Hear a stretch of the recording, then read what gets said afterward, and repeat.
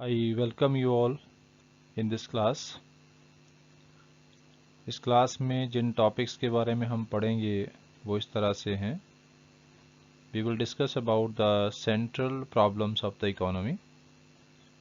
और central problems में जो 3 प्रॉब्लम कॉमनली हर एक इकोनॉमी में पाई जाती है, हर तरह की इकोनॉमी में पाई जाती है, वो तीनों प्रॉब्लम्स हम यहाँ डिस्कस करेंगे. What to produce, how to produce and for whom to produce.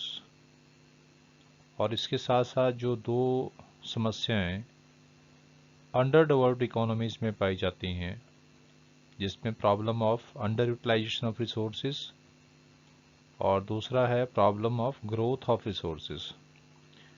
तो इन सभी central problems of the economy के बारे में हम पढ़ेंगे. So let us start with the first problem, what to produce. किन चीज़ों का उत्पादन किया जाए. गुड्स को जनरली हम दो कैटेगरीज में डिवाइड करते हैं, जिसमें कैपिटल गुड्स और कंज्यूमर गुड्स होती हैं. और दोनों ही तरह की जो गुड्स हैं, कैपिटल गुड्स और कंज्यूमर गुड्स, इनका अर्थव्यवस्था में महत्व होता है. दोनों ही ज़रूरी हैं प्रोड्यूस करना. कैपिटल गुड्स जो है वो हमारी जो फर्दर प्रोडक्शन की नीड्स हैं उसको पूरा करता है. जैसे प्लांट एंड मशीनरी है, इक्विपमेंट है. तो अगर हमारे पास इनका प्रोडक्शन हम करेंगे तो नेचुरली है कि हमारा जो कैपिटल स्टॉक है वो बढ़ेगा. हमारी फ्यूचर की जो प्रोडक्शन कैपेसिटी है वो बढ़ेगी. और दूसरी तरफ जो आपकी कंज्यूमर गुड्स हैं, उनकी भी आवश्यकता होती है प्रेजेंट कंजम्पशन को पूरा करने के लिए, कि वर्तमान में हमने जो कंजम्पशन करना है उसको पूरा करने के लिए कंज्यूमर गुड्स की आवश्यकता है.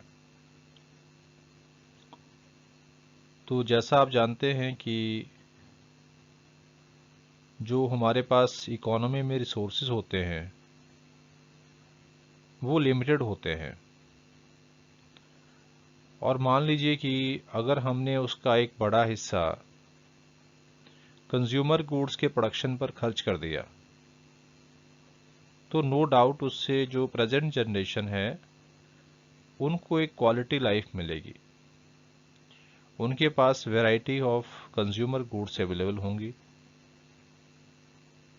उनको एक चॉइस मेकिंग मिलेगी और एक बेटर लाइफ मिलेगी. लेकिन दूसरी तरफ इससे क्या होगा, जो कैपिटल गुड्स है इसका प्रोडक्शन कम हो जाएगा. क्योंकि अगर हमने ज़्यादा प्रोडक्शन कंज्यूमर गुड्स का कर लिया या ज़्यादा रिसोर्सेज को हमने कंज्यूमर गुड्स के प्रोडक्शन पर खर्च कर दिया, तो नेचुरली है उससे क्या होगा, कैपिटल गुड्स का प्रोडक्शन कम होगा. और इसका मतलब है कि जो फ्यूचर ग्रोथ है फिर उसमें कमी आ जाएगी. क्योंकि जो फ्यूचर ग्रोथ है वो डिपेंड करती है कैपिटल गुड्स पर. अगर हमने कैपिटल गुड्स का प्रोडक्शन ही कम कर दिया तो हमारे पास मशीनरी कम होगी, प्लांट्स कम होंगे, इक्विपमेंट कम होंगे. तो जो प्रोडक्शन कैपेसिटी है वो कम है, उससे प्रोडक्शन कम होगा हमारे पास. और उससे क्या होगा, जब प्रोडक्शन कम होगा तो हमारा जो फ्यूचर ग्रोथ है वो भी इफेक्ट होगी, वो भी कम हो जाएगी. ऑन द अदर हैंड, अगर मान लीजिए कि हमने ज़्यादा रिसोर्सेज को कैपिटल गुड्स के प्रोडक्शन पे खर्च कर दिया, तो नेचुरली ऐसे हमारा जो प्रोडक्शन कैपेसिटी है वो ज़्यादा बढ़ेगा. उससे फ्यूचर ग्रोथ बढ़ने के चांसेस बढ़ जाते हैं, फ्यूचर ग्रोथ ज़्यादा हो सकती है. लेकिन प्रेजेंट में जो कंज्यूमर गुड्स का जो सप्लाई है वो एज पर द रिक्वायरमेंट वो कम हो जाएगी. कंज्यूमर गुड्स की कमी हो जाएगी इकोनॉमी में, और जिससे आपका जो इकोनॉमी में लिविंग स्टैंडर्ड है लोगों का, उसमें भी कमी आएगी. तो इसलिए जो व्हाट टू प्रोड्यूस है, उसमें भी फिर हमें प्रॉब्लम ऑफ चॉइस को फेस करना पड़ेगा, या problem of allocation of limited resources to different use, इसको हमें फेस करना पड़ेगा कि हम रिसोर्सेज का इस्तेमाल किन चीज़ों के प्रोडक्शन पर करें। हम कैपिटल गुड्स का प्रोडक्शन करें, कंज्यूमर गुड्स का प्रोडक्शन करें, ये हमें डिसाइड करना होगा। इसके अलावा गुड्स को हम कई तरह से और क्लासिफाई कर सकते हैं, जैसे नेसेसिटीज के बेस पे, comforts, luxuries, the goods which can be used in the peaceful time, और the goods which are used for the war like items और war like times, like defence goods I mean. तो हमें किन चीज़ों का production करना है ये डिसाइड करना है। और दूसरी चीज़ है कि in what quantity the goods are to be produced. साथ में ये भी डिसाइड करना है कि हम जिन गुड्स को हमने चूज करा है कि इसका प्रोडक्शन करना है, तो उसका कितनी मात्रा में हमने प्रोडक्शन करना है, कितना प्रोडक्शन करेंगे हम लोग उसका। तो एक चीज़ को आपको यहाँ ध्यान रखना है कि क्योंकि रिसोर्सेज लिमिटेड हैं, तो अगर हम किसी भी एक चीज़ का प्रोडक्शन ज़्यादा करेंगे तो दूसरी चीज़ का जो प्रोडक्शन है वो ऑटोमेटिकली कम हो जाएगा, क्योंकि जो रिसोर्सेज हमारे पास है वो लिमिटेड हैं, और क्योंकि उसकी अल्टरनेटिव यूज़ हैं तो हम उसको अल्टरनेटिवली यूटिलाइज करके अपनी मैक्सिमम जो हमारी रिक्वायरमेंट्स उनको पूरा करने की कोशिश कर सकते हैं।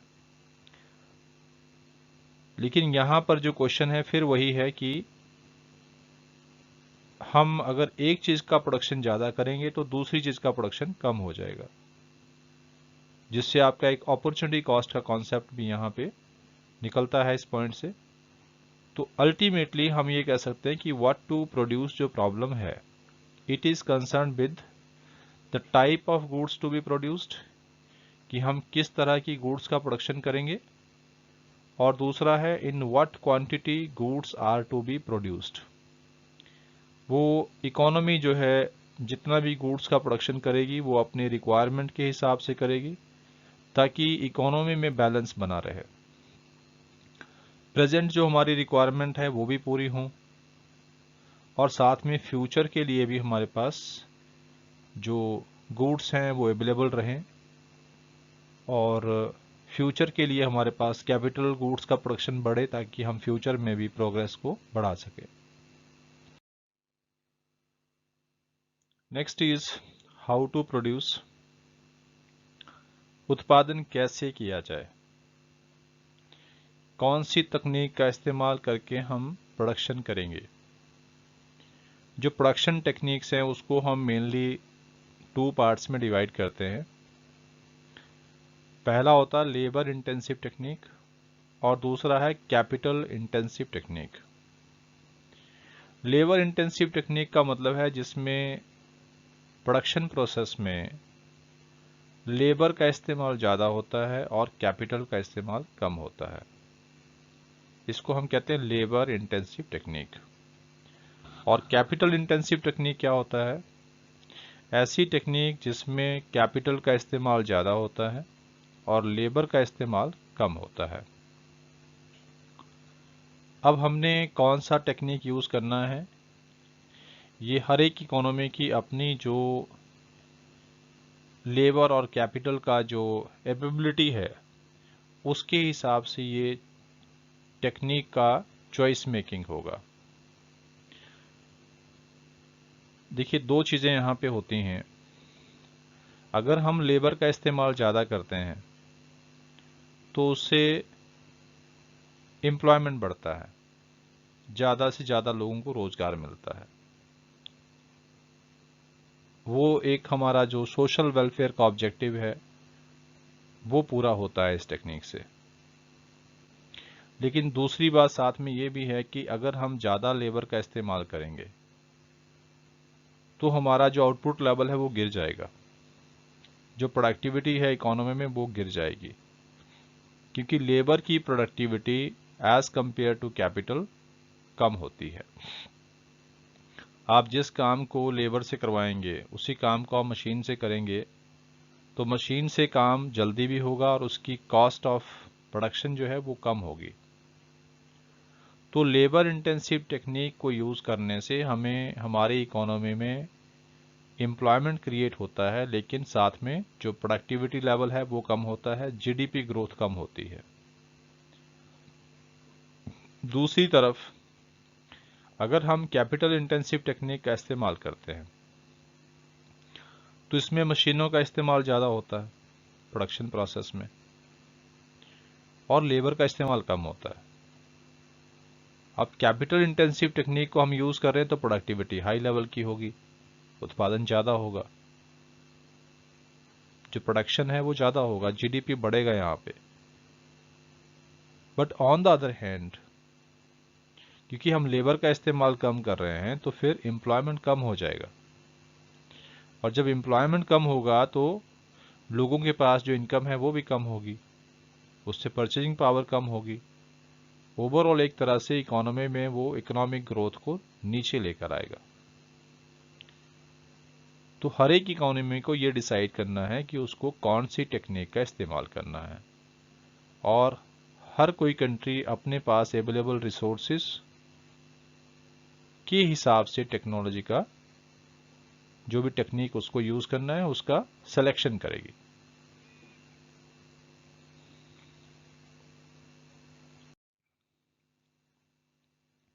Next problem is for whom to produce, उत्पादन किसके लिए किया जाए। जैसा आप सभी जानते हैं कि हर एक इकोनॉमी में जो रिसोर्सेज होते हैं वो लिमिटेड होते हैं, और लिमिटेड रिसोर्सेज में सोसाइटी के सभी सेक्शंस के लिए उनकी डिज़ायर के हिसाब से प्रोडक्शन नहीं किया जा सकता, क्योंकि डिज़ायर्स तो अनलिमिटेड होती हैं। इसलिए किसी भी सेक्शन के लिए जो प्रोडक्शन है उनके डिज़ायर्ड लिमिट तक नहीं किया जा सकता। और जनरली हम सोसाइटी को 2 सेक्शंस में डिवाइड करते हैं, एक तो रिच सेक्शन होता है और दूसरा पुअर सेक्शन होता है। अब अगर इकोनॉमी में ज़्यादा रिसोर्सेज पुअर सेक्शन पर खर्च हो रहे हैं या उन चीज़ों के प्रोडक्शन पे खर्च हो रहे हैं जो पुअर सेक्शन यूज़ करता है, तो इसका मतलब क्या है कि इससे सोशल जस्टिस को बढ़ावा मिलता है, इससे सामाजिक कल्याण बढ़ेगा, इससे इनकम की जो इक्वालिटी है वो इकोनॉमी में आएगी। एक तरह से जो डिस्ट्रीब्यूशन ऑफ इनकम है उसके इक्वल होने के चांसेस रहेंगे। बट दूसरी तरफ अगर मान लीजिए रिसोर्सेज को हमने उन चीज़ों पर खर्च किया प्रोडक्शन करने के लिए जो रिच सेक्शन यूज करता है, तो अगर रिच सेक्शन के लिए हम ज़्यादा प्रोडक्शन कर रहे हैं तो उसमें प्रोड्यूसर्स को प्रॉफिट ज़्यादा मिलेगा, क्योंकि रिच सेक्शन के पास परचेजिंग पावर होती है और उसमें प्रोड्यूसर्स के जो प्रॉफिट मार्जिन है वो ज़्यादा होते हैं। तो अगर ज़्यादा रिसोर्सेज हमने रिच सेक्शन के लिए प्रोडक्शन पर लगा दिए तो उससे क्या होगा, इकोनॉमी में जो प्रॉफिट है वो बढ़ेगा, और जब प्रॉफिट बढ़ेगा तो इन्वेस्टमेंट करने की प्रेरणा मिलेगी, इंड्यूसमेंट होगा, इंस्पायर्ड इन्वेस्टमेंट होगा। इन्वेस्टमेंट बढ़ेगा तो उससे क्या होगा, इकोनॉमी में आउटपुट लेवल बढ़ेगा, एम्प्लॉयमेंट बढ़ेगा, इनकम लेवल बढ़ेगा, परचेजिंग पावर बढ़ेगी। वो इकोनॉमिक ग्रोथ के लिए बहुत अच्छा है, फेवरेबल है। बट फिर इस स्थिति में जो सोशल जस्टिस का हमारा ऑब्जेक्टिव है वो पूरा नहीं हो पाएगा, क्योंकि फिर पुअर सेक्शन के लिए जो है एक तरह से availability of goods and services कम हो जाएगी। तो फिर से सोसाइटी को जो है एक सिलेक्शन करना होता है, चॉइस मेकिंग करनी होती है कि हम रिच सेक्शन के लिए ज़्यादा प्रोडक्शन करेंगे या पुअर सेक्शन के लिए ज़्यादा प्रोडक्शन करेंगे। यहाँ पर भी इकोनॉमी को चॉइस मेकिंग करना होता है। So this is all for whom to produce. अभी तक हमने जो 3 सेंट्रल प्रॉब्लम्स पढ़ी, what to produce, how to produce and for whom to produce। ये तीनों ही प्रॉब्लम जो है हर तरह की इकोनॉमी में पाई जाती है, सभी इकोनॉमीज में पाई जाती है, चाहे वो कैपिटलिस्ट इकोनॉमी हो जिसको मार्केट इकोनॉमी भी कहते हैं, फ्री इकोनॉमी भी कहते हैं, या फिर आपका सेंट्रली प्लान्ड इकोनॉमी हो जिसको हम कंट्रोल्ड इकोनॉमी भी कहते हैं, सोशलिस्ट इकोनॉमी भी कहते हैं, या फिर मिक्स्ड इकोनॉमी हो जैसे इंडिया एक मिक्स्ड इकोनॉमी है। हर तरह की इकोनॉमी में जो तीन प्रॉब्लम हमने पहले डिस्कस की, what to produce, how to produce and for whom to produce, ये तीनों प्रॉब्लम्स हर एक देश में पाई जाती है, हर एक इकोनॉमी में पाई जाती है। लेकिन दो ऐसी समस्याएं हैं जो हर एक देश में नहीं पाई जाती, बल्कि ये जो प्रॉब्लम्स हैं ये अंडर डेवलप्ड इकोनॉमीज में पाई जाती है। जो इकोनॉमीज अभी डेवलपिंग स्टेज पे है, जो डेवलप्ड कैटेगरीज में नहीं आती हैं, उनमें ये प्रॉब्लम्स पाई जाती हैं। पहला जो प्रॉब्लम है वो है problem of under utilisation of resources. जो डेवलपिंग इकोनॉमीज हैं वो अपने रिसोर्सेज को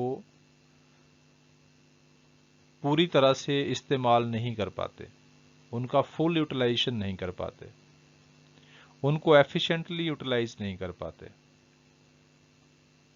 क्योंकि इनके पास लैक ऑफ कैपिटल रहता है, human resource development in economies में कम होता है। इसलिए ज़्यादातर जो अंडर डेवलप्ड इकोनॉमीज हैं ये अपने रिसोर्सेज को एफिशिएंटली या फुली यूटिलाइज नहीं कर पाती हैं। इसीलिए इन इकोनॉमीज में जो एक्चुअल आउटपुट लेवल है वो पोटेंशियल आउटपुट लेवल से काफ़ी नीचे रहता है।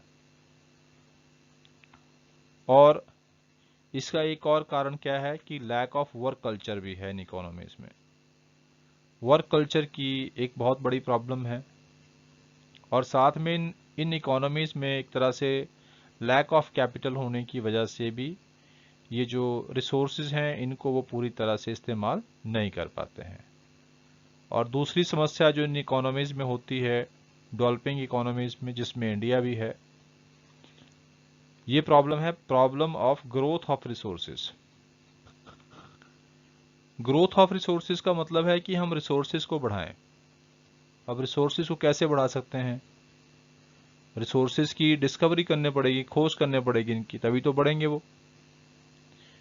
लेकिन डेवलपिंग इकोनॉमीज में जनरली जो रिसर्च एंड डेवलपमेंट फैसिलिटीज होती हैं वो कम होती हैं, और इसलिए जो रिसोर्सेज का एक तरह से ग्रोथ होनी चाहिए इन इकोनॉमीज में वो नहीं हो पाती है। इसीलिए जो जीडीपी लेवल है वो स्टैग्नेट रहता है, उसमें जो वृद्धि है वो बहुत कम हो जाती है, और इसीलिए इन इकोनॉमीज को हायर लेवल ऑफ जीडीपी को प्राप्त करने के लिए बहुत सारा वक्त लग जाता है, क्योंकि ये अपने रिसोर्सेज को बढ़ा नहीं पाते हैं। और क्यों नहीं बढ़ा पाते हैं इसके कारण भी हमने आपको डिस्कस किए हैं।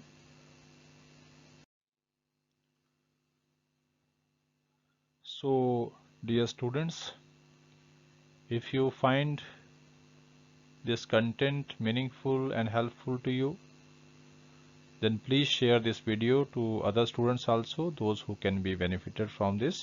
Thank you.